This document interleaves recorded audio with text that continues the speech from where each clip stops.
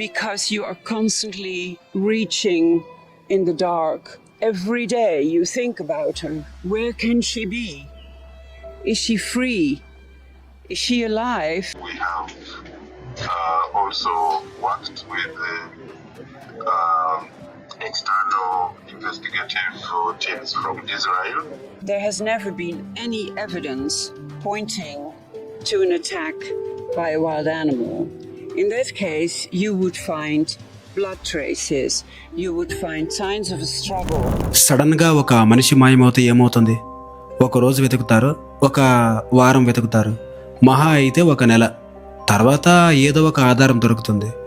కానీ ఒక 21 years అమ్మాయి 100 మంది చూస్తూ ఉండగా నేషనల్ పార్క్లోని క్యాంప్కి కేవలం కొన్ని అడుగుల దూరంలోనే ఉన్న ఒక వాష్రూమ్కి వెళ్ళి మళ్ళీ తిరిగి రాలేదు. అలా ఆ అమ్మాయి మిస్ అయిపోయి 1 కాదు 2 కాదు 10 సంవత్సరాలు గడిచిపోయాయి.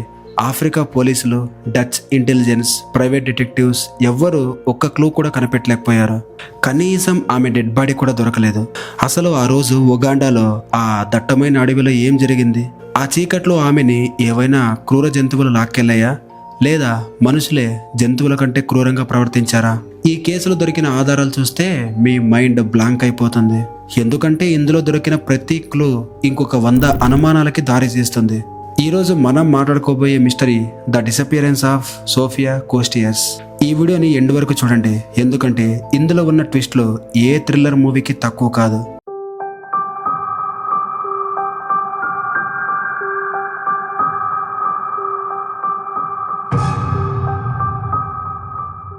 ముందుగా అసలు ఈ సోఫియా ఎవరో తెలుసుకుందాం. ఆమె నెదర్లాండ్స్లోని ఆమ్స్టర్డామ్కి చెందిన ఒక బ్రైట్ మెడికల్ స్టూడెంట్. ప్రపంచాన్ని చూడాలి, అందరికీ వైద్యం చేయాలి అనేది ఆమె కళ. అందుకే 2015లో ఇంకా తన గ్రాడ్యుయేట్ పూర్తి కాకముందే ఆఫ్రికాలోని ఉగాండా దేశం కంపాలా సిటీలోని లూబాగా హాస్పిటల్లో 8 వారాల ఇంటర్న్షిప్ కోసం వచ్చింది. Sophia came to Uganda in August of 2015. She had just acquired her Bachelor of Medicine on her way to become a doctor. Sophia చాలా ఫ్రెండ్లీ. అక్కడ ఉండే పేషెంట్స్తో పాటు లోకల్ పీపుల్స్తో కూడా బాగా కలిసిపోయింది. ఇక ఫైనలీ తన 8 వారాల డ్యూటీ సక్సెస్ఫుల్గా కంప్లీట్ అయిపోయింది. ఇక కొన్ని రోజుల్లో తిరిగి నెదర్లాండ్స్కి వెళ్ళిపోవాలి. ఈ గ్యాప్లో ఉగాండా అందాలు చూద్దామని తన 2 డచ్ ఫ్రెండ్స్తో కలిసి ఒక వారం రోజులు సఫారీ ట్రిప్ ప్లాన్ చేసింది. దానికోసం ఒక లోకల్ టూర్ గైడ్ని కూడా మాట్లాడుకున్నారు. అక్టోబర్ 28, 2015న వాళ్ళ ట్రిప్ స్టార్ట్ అయింది. వాళ్ళ డెస్టినేషన్ ఉగాండాలోనే అత్యంత భయంకరమైన, అందమైన ముర్చిసన్ ఫాల్స్ నేషనల్ పార్క్. అది అక్టోబర్ 28 సాయంత్రం. టైం ఎగ్జాక్ట్గా చెప్పాలంటే 6:30 PM. సూర్యుడు అస్తమిస్తున్నాడు. ఆ పార్క్లోని ఒక రెస్ట్ క్యాంప్ దగ్గర వీళ్ళు ఆగారు. ఆ క్యాంప్ దగ్గరే నైలు నది ప్రవహిస్తూ ఉంటుంది.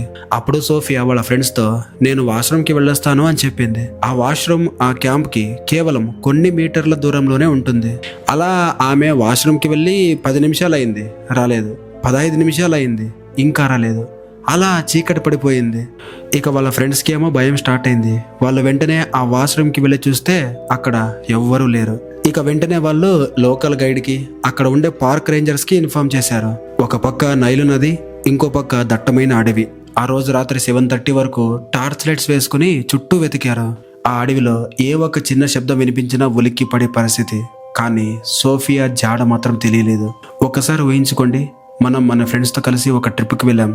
అక్కడ మన ఫ్రెండ్ మన కళ్ళ ముందే వాష్రూమ్ కని చెప్పి వెళ్ళిపోయి గాల్లో కలిసిపోతే సిచ్యువేషన్ ఎలా ఉంటుంది?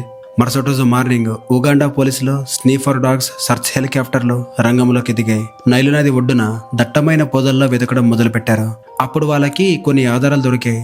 ఇప్పుడే ఈ కేసు మొత్తం ఒక మిస్టరీ లాగా మారిపోయింది. సోఫియా నడిచిన దారి నుండి నది ఒడ్డుకి ఒక ఇరుకైన జంతువులు నడిచే ఒక దారి ఉంది. ఆ దారిలో ఒక ప్లాస్టిక్ వాటర్ బాటిల్ దొరికింది. అది ఖచ్చితంగా సోఫియా వాడిన వాటర్ బాటిల్. కానీ ఇక్కడే ఒక షాకింగ్ ట్విస్ట్ ఉంది. అదేంటంటే ఆ బాటిల్కి క్యాప్ లేదు, అందులో వాటర్ కూడా లేవు. ఆ బాటిల్లో మొత్తం ఇసుక, ఆకులు, కొమ్ములతో కుక్కి ఆ బాటిల్లో నింపారు. ఎవరైనా వాష్రూమ్కి వెళ్ళినప్పుడు బాటిల్లో నీళ్లు కాకుండా ఇలా మట్టి, ఆకులు నింపుకుని వెళ్తారా? దాని పక్కనే ఒక 5 మీటర్ల దూరంలో సోఫియా వేసుకున్న ఒక అండర్ వేర్ దొరికింది. అది ఒక చెట్టు కొమ్మకి చిక్కుకొని చినిగిపోయి ఉంది. అలా ఇంకొంచెం దూరంలో ఆమె వేసుకున్న ఒక షూ కూడా దొరికింది. ఇక పోలీసులు వెంటనే ఒక కంక్లూజన్ కి వచ్చేశారు. సోఫియాకి దారి తప్పి నది ఒడ్డుకు వెళ్లిపోయింది. ఒక సింహం గాని ముసలి గాని ఆమెని నదిలోకి లాక్కొని వెళ్లిపోయి ఉంటాయి. ఈ రీజన్ చెప్పి ఆ కేసుని క్లోజ్ చేయాలి అని చూశారు. కానీ డచ్ ఇన్వెస్టిగేటర్స్ దీన్ని తీవ్రంగా ఖండించారు. ఎందుకంటే point number 1, no blood and no struggle. ముసలి గాని ఒక సింహం గాని మనిషిపై అటాక్ చేస్తే అక్కడ ఒక ఘోరమైన పోరాటం జరుగుతుంది. అక్కడ రక్తపు మరకలు ఉండాలి, కానీ అక్కడ ఒక చుక్క రక్తం కూడా వాళ్ళకి కనిపించలేదు. Any evidence pointing to an attack by a wild animal, in that case you would find blood traces, you would find signs of a struggle. Point number 2, the stacked bottle. Water బాటిల్లో మట్టి ఆకులు నింపడం వెనుక ఎలాంటి logic లేదు. ఎవరో కావాలని investigation ని తప్పుదోవ పట్టించడానికి ఆ వాటర్ బాటిల్లో ఇలా మట్టిని నింపి అదొక పిచ్చి పనిలాగా క్రియేట్ చేసి ఆ వాటర్ బాటిల్ని అక్కడ వదిలేశారు. Point number 3, no animal attack. అక్కడ ఏదైనా ఒక జంతువు మనిషిని లాక్కెళ్ళినట్టు ఎటువంటి ఆనవాళ్లు దొరకలేదు. ఇదంతా చూస్తూ ఉంటే ఇది జంతువుల దాడి కాదు, ఖచ్చితంగా మనుషులు చేసిన పనే అని క్లియర్ గా అర్థమవుతుంది. దీనికి సంబంధించి 2 మేజర్ థీరీస్ ఉన్నాయి. Theory number 1, the local guide.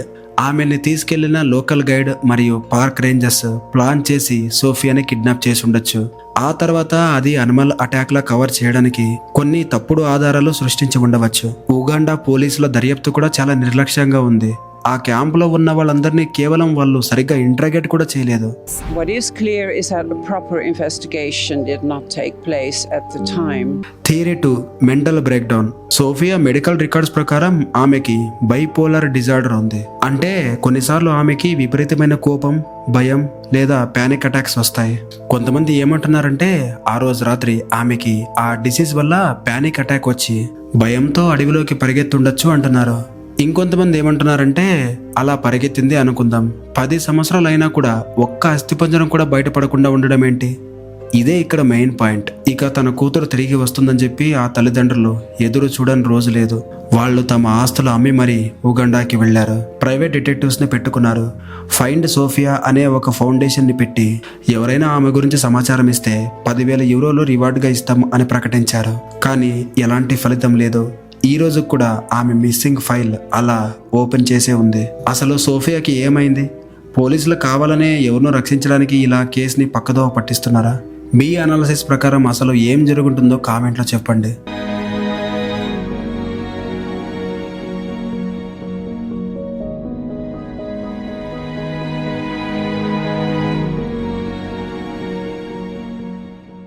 ఇలాంటి మరెన్నో రియల్ మిస్టరీలు, రియల్ హారర్ స్టోరీస్ని డీటెయిల్డ్గా ఎక్స్ప్లెయిన్ చేయడానికి నేను ట్రై చేస్తూనే ఉంటాను. అలాగే మన ఛానల్ని సబ్స్క్రైబ్ చేసి ఈ వీడియోని మీ ఫ్రెండ్స్కి కూడా షేర్ చేయండి. మరో వీడియోతో మళ్ళీ కలుద్దాం. Until then keep smiling. Bye by.